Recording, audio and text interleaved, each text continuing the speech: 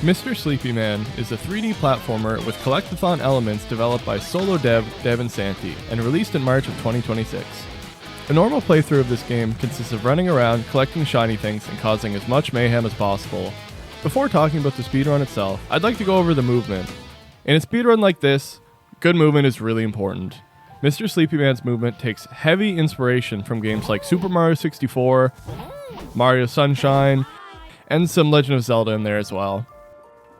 This is to say, the movement in this game is really good. This game very clearly takes inspiration from many games from the 90s, early 2000s era, which the game doesn't hide, and the dev will admit himself.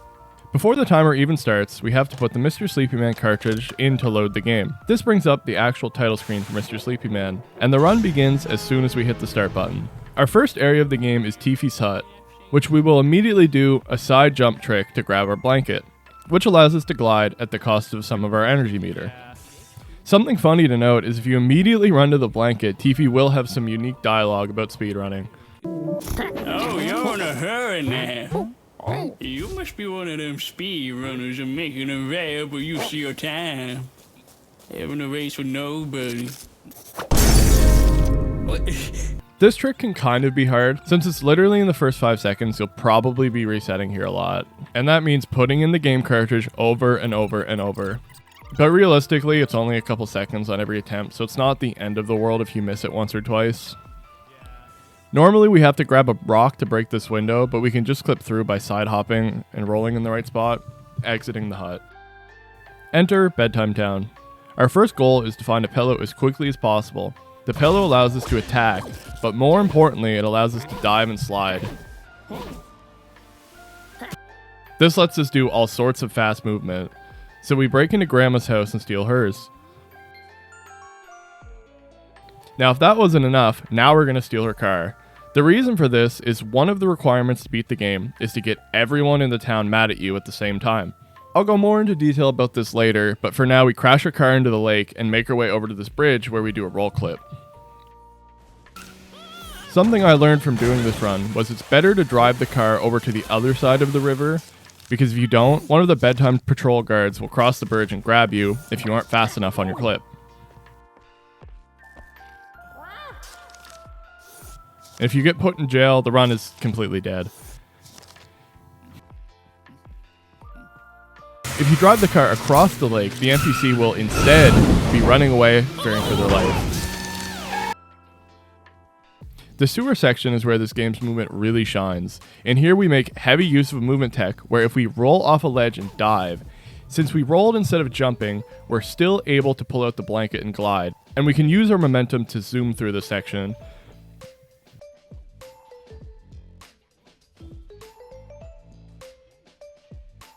We grab this one shiny thing, as it's the only one we need to beat the game. We now grab this hammer, jump down onto this cage, slamming it down onto the boss. Next, we smash this crystal, allowing us to exit the sewer.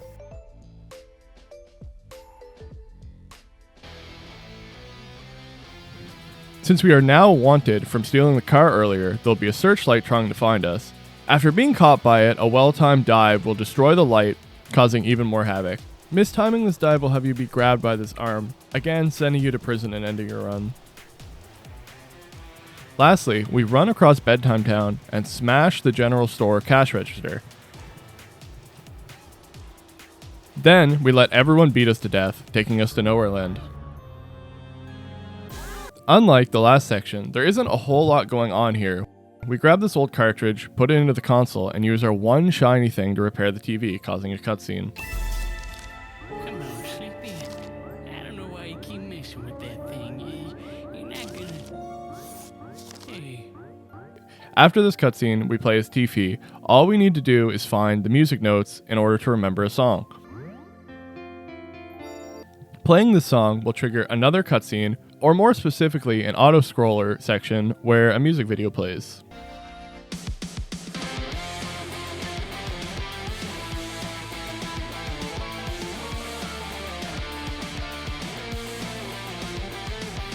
In a normal playthrough, this is a pretty interesting section, but unfortunately in regards to the speedrun, there is no incentive to do anything here, and it's unskippable. This auto-scroller is over 3 minutes long, And to put it in perspective, world record for that entire first section is faster than this auto-scroller. While I was editing this video, the dev dropped a new update on the Lost in Dreams music video specifically. Quote, collecting almost every note in Lost in Dreams will speed up the total screen for speedrunners. This now incentivizes runners to actually play the autoscroller as opposed to before, where you may as well have just AFK'd. Funny enough, I actually proposed this exact idea as a way to give us a reason to actually play this section without changing it or speeding up the song. When testing this, however, I found it was still slower to play this section because the other two score counters take longer than if you were getting a 0. I've played around with this section quite a bit, from both the fast travel you get after making it to this point in the game, and also through normal gameplay. I asked the dev about this, and he seems to agree that the fastest thing to do either seems to be going out of your way to avoid everything getting all zeros on the score, or if you do get an FC, however, it skips the wait time entirely. But FCing is quite difficult, and if you don't FC it, you'll have to wait for the scores to add up. And going for the FC is probably only worth it if you're really good at this section or you're really trying to optimize the run. While this won't please everyone, because at the end of the day it is still a 3-minute unskippable autoscroller, and now instead of AFKing, you'll have to play through this section every single time, I think this is a better alternative than having 0 gameplay for multiple minutes. I do, however, think that finding a way to skip this entirely would be really healthy for the speedrun overall. After the music video, Tiffy teaches us another song, and we're back to Bedtime Town. We need to ruin Papa Bear's life by playing the lullaby of lost memories we just learned, which will remind Mama Bear about Chunky Bear and how he's still missing. Side note, it's really easy to mash through this section and not hit talk by hitting Y or triangle, and if you don't, you basically have to reset. I did it once, and it was unfortunate. By talking, we tell on Papa Bear that he lost his son, which will send us into another little platforming section, but this time we have no blanket. You can be really fast in this section, but falling is a pretty big time loss.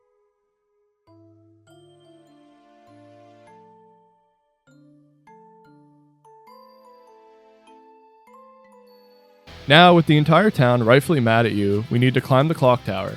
This seems like a section you could really optimize with some insane movement.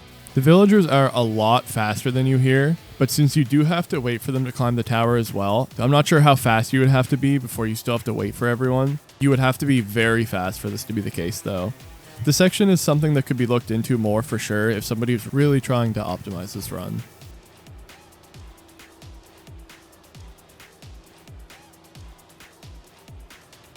After everyone gets up here, we pull out our guitar and play the melody we just learned. Doing this can be kind of scary because if you hit one wrong note, you get what could be considered a bad ending of the game, which means your run is over regardless. I will bring up this ending again later, but for the any %, this is not what we want to happen. We instead play the melody correctly, which will crash our game, and relaunching will load us back into the original room with the game and console, but everything is destroyed. We walk into the TV, and now we're playing as Mr. Sleepyman again.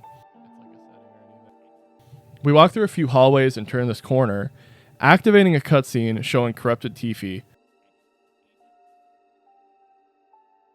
We can, however, skip this first cutscene. Unfortunately for the run, we can't skip this next one, and it's also the second autoscroller of the run, which is another music video, also around 3 minutes.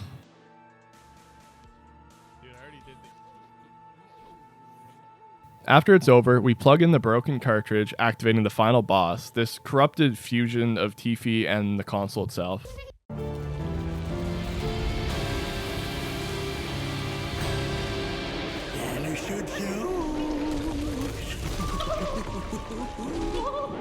Don't worry, Daniel. I got you.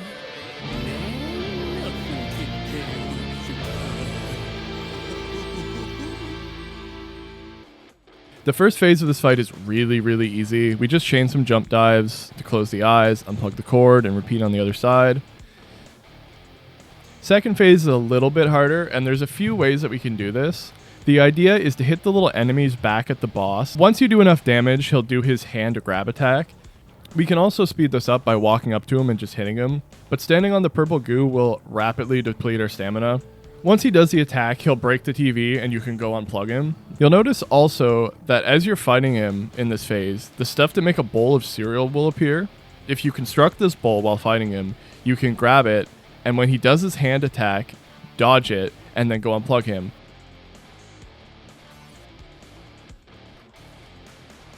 and then you'll enter phase 3, and when you do, you can throw the cereal, instantly dealing enough damage to make him do his hand attack again, essentially skipping this phase. This phase really doesn't take that long though, and it will take you more time in phase 2 to set up and make the cereal, so it's really up to you if you want to do it or not. It's kind of a cool extra thing that you're able to do in this fight though. Once he breaks the TV, you're able to unplug the cartridge, ending the fight. We jump into the pit and learn one more song, the Sweet Dream Serenade.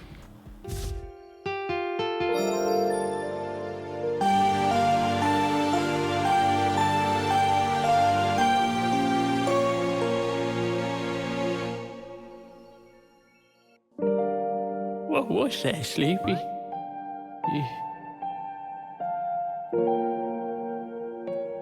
Is everything gonna be okay?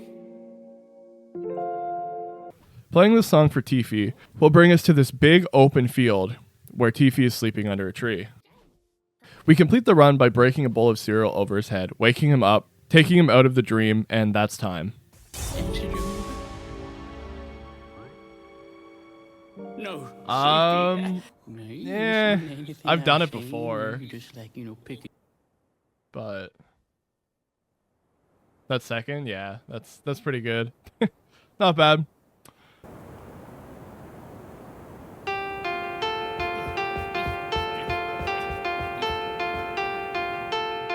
So what do I think of this run? Overall, I did really enjoy learning the run, and this game has such a fun, weird world and atmosphere, and really great control and movement. Unfortunately, the any % run doesn't really give you a whole lot of that. If we take out the Tiffy note collection part, all the music video auto-scrollers, and the really small bits of gameplay between cutscenes, and basing it off the world record run of 24:39, we get around 8 minutes of platforming gameplay, and that's including the final boss fight.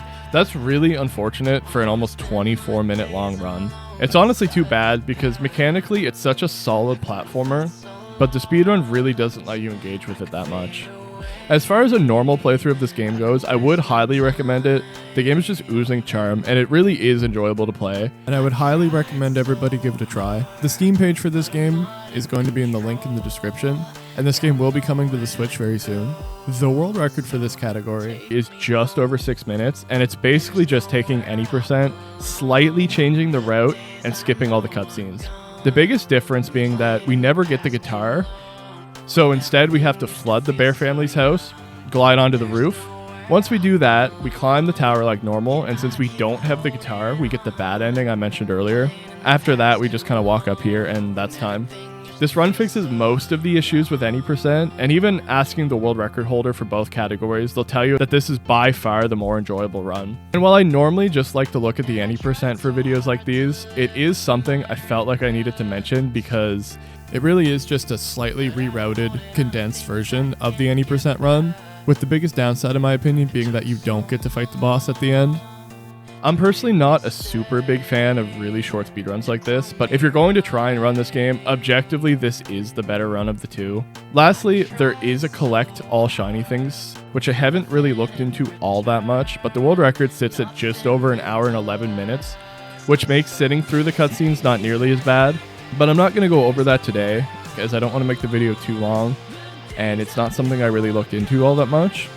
But if that's something you guys are interested in, let me know in the comments. I could definitely do it.